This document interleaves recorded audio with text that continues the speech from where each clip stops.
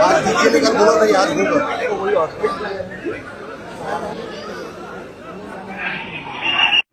इस मैदान में। अरे धर्मेंद्र प्रधान क्या, सारी सरकार को घुटनों के बल जाना पड़ेगा और देश छोड़ के जाना पड़ेगा। सारी सरकार के प्लाट को जाना पड़ेगा। साथ बात कर दिया।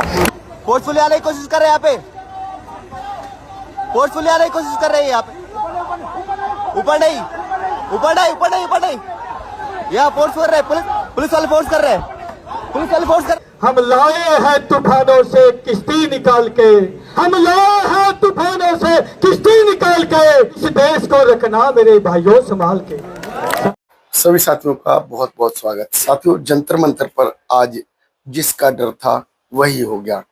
सोनम वांगचुक जो कि 20 दिन से धरना प्रदर्शन कर रहे थे और आज 21वां दिन था और 21वें दिन उन्हें पुलिस ने गिरफ्तार कर लिया। और गिरफ्तार करने का जो नाटकीय जो सीन बना, किस तरीके से उन्होंने नाटक बनाया, हाई कोर्ट के आदेश के द्वारा सोनम वांगचुक को जो कि हॉस्पिटल ले जाया जा रहा है, उनकी तबीयत बिगड़ रही है, जबकि सोनम वांगचुक जो कि लगातार अपनी बात को मनवाने के लिए अपनी बात को उस सरकार के सामने रख रहे थे जो पूरे देश के युवाओं के लिए जरूरी थी, पूरे देश के बच्चों के लिए वो बात जरूरी थी।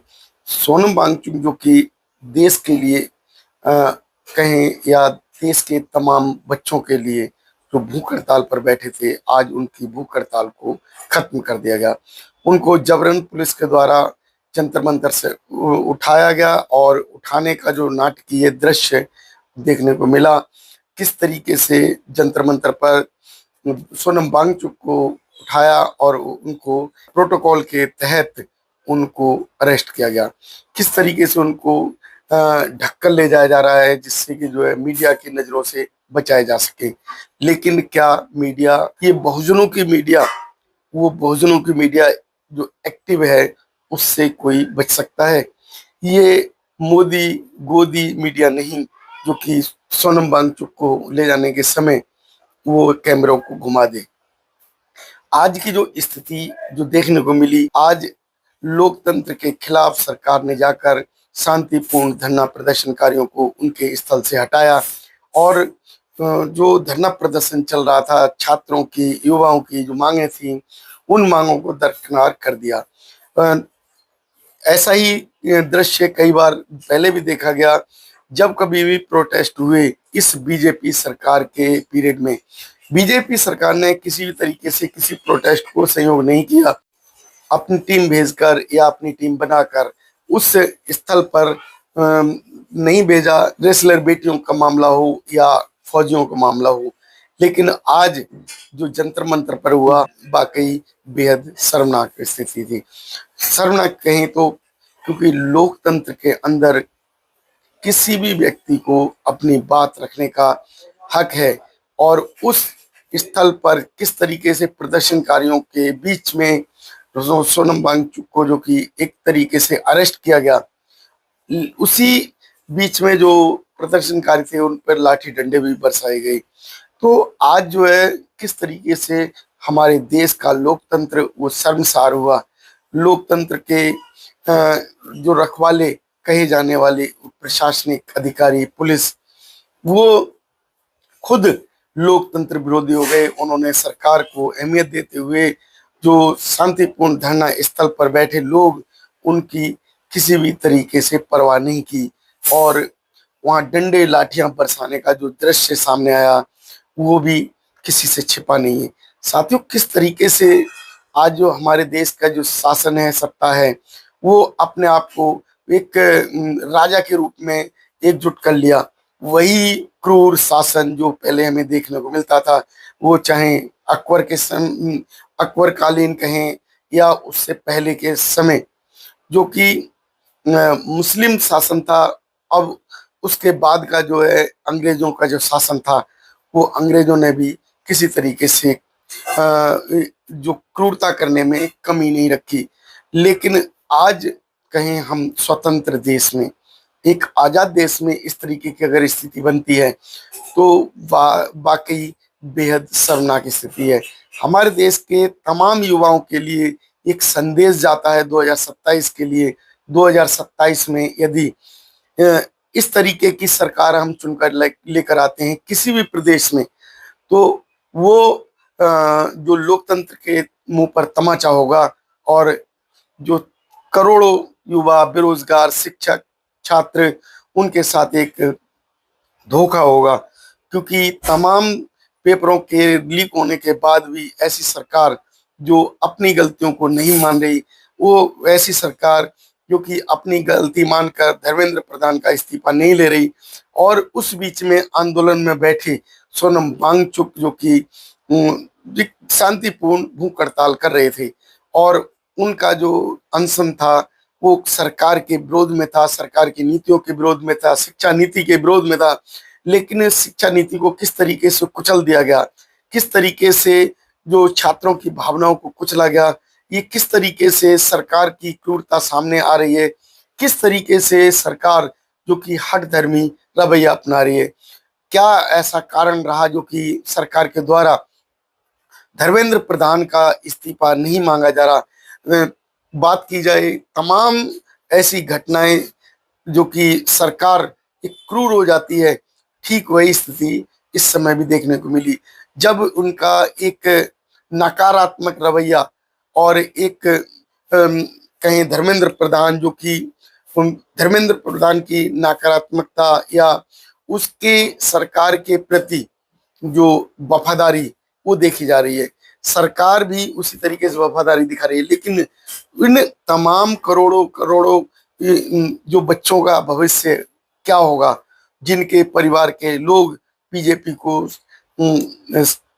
वोट देकर चुनकर लेकर आए थे, उनके मुंह पर ये करारा तमाचा है। आज देश की स्थिति ये बताती है कि आज शासन लोकतंत्र नहीं, आज शासन मोदी शासन है। आज लोकतंत्र को अगर हम आगे लाकर बात करते हैं तो लोकतंत्र के नाम पर एक भद्दा मजाक होगा। आज जो देश की स्थिति जो बन रही है, देश की स्थिति जो बना दी गई सरकार के द्वारा, वो एक लोकतंत्र विरोधी स्थिति तैयार हुई है। और लोकतंत्र के विरोध में जाने के बाद क्या ये सत्ता जो कि 2027 का जो है जो मुंह देख रही है सरकार, वो वापसी कर पाएगी? जो 2027 में अगर कहा जाए तो इस बीजेपी सरकार का, आरएसएस का पतन का वो शुरुआती चेहरा देखने को मिलेगा। लोकतंत्र के नाम पर जो है जो ये सरकार भद्दा मजाक कर रही है, लोकतंत्र विरोधी जो काम कर रही है शिक्षा, स्वास्थ्य, रोजगार का, उस पर भी एक करारा तमाचा होगा। आज देश के अंदर करोड़ों युवा बेरोजगार हैं और वो अपनी रोजगार की मांग कर रहे हैं, सरकार नहीं सुन रही। करोड़ों लोग जो कि बीमार हैं, उन्हें सरकारी अस्पतालों की जरूरत है, सरकार नहीं सुन रही है। ना तो किसी तरीके से सुविधाएं दे रही है, ना ही किसी तरीके से सुविधाओं का जो आकलन करने को तैयार है, ना ही सरकार किसी भी तरीके से देश के अंदर युवाओं की जो भावनाएं हैं उन पर खरी उतर रही है। वही जो युवा इस सरकार को जिताने में महत्वपूर्ण योगदान कर रहे थे, वही युवा अब इस सरकार की रीढ़ की हड्डी तोड़ने में सक्षम होंगे। देश आज पूरे तरीके से बीजेपी विरोध में है और बीजेपी जो कि सत्ता में आ रही है तो केवल मशीनीकरण के कारण। तो इस मशीनीकरण का भी करारा जवाब देना होगा, क्योंकि आगे आने वाले जो चुनाव हैं उस चुनाव में पूरी तरीके से ईवीएम को उसका विरोध करना होगा, जनता को सड़कों पर उतरना होगा, तभी ये संभव हो सकता है। क्योंकि लोकतंत्र में लोगों का किस तरीके से हनन होता है, जबकि लोकतंत्र लोगों के लिए लोकतांत्रिक सत्ता की बहाली करना होता है। लेकिन ये सरकार जो कि लोकतंत्र विरोधी, लोकतंत्र के का नाम पर तमाचा और लोगों के विरोध में ये केवल बीजेपी की सत्ता चला रही है। आज देश की स्थिति एक सोचने के लायक बना दी गई। आज हमारे रुपए की वैल्यू क्या है सोचिए। जिस समय बीजेपी सत्ता में नहीं थी उस समय 52 रुपए का $1 था। आज $1 की कीमत 97 रुपए पहुंच गई। तो हमारे रुपए की जो वैल्यू है केवल मात्र 3 पैसे रह गई।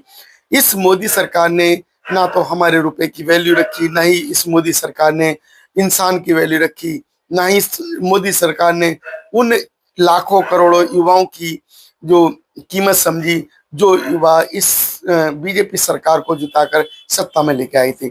साथियों, आज जो स्थिति देखने को मिली, ये जो स्थिति लाइव स्थिति जो कि जंतर मंतर से देखी गई, उस स्थिति को देखकर लगता है कि देश के अंदर जो शासन व्यवस्था है वो मोदी शासन चल रहा है। देश के अंदर लोकतंत्र की जो बात की जाए, वो लोकतंत्र को पूरी तरीके से खत्म कर दिया गया। अब सोनम वांगचुक को जो जैसे कि हटाया गया और उनके हटाने के बाद उस स्थल पर युवाओं को भी नहीं घुसने दिया जा रहा। उस स्थल पर प्रदर्शनकारियों की भी नो एंट्री कर दी।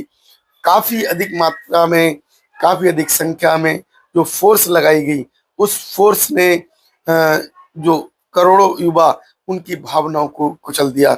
ये दिखा दिया कि ये जो फोर्स है ये मोदी की फोर्स है, ये कोई आम जनता की फोर्स नहीं। अगर ये आम जनता के जो सैनिक होते तो आम जनता की जो बहाली का, लोकतंत्र की बहाली का एक नज़ारा प्रस्तुत करते। लेकिन ये मोदी सरकार पूरी तरीके से लोकतंत्र विरोधी है।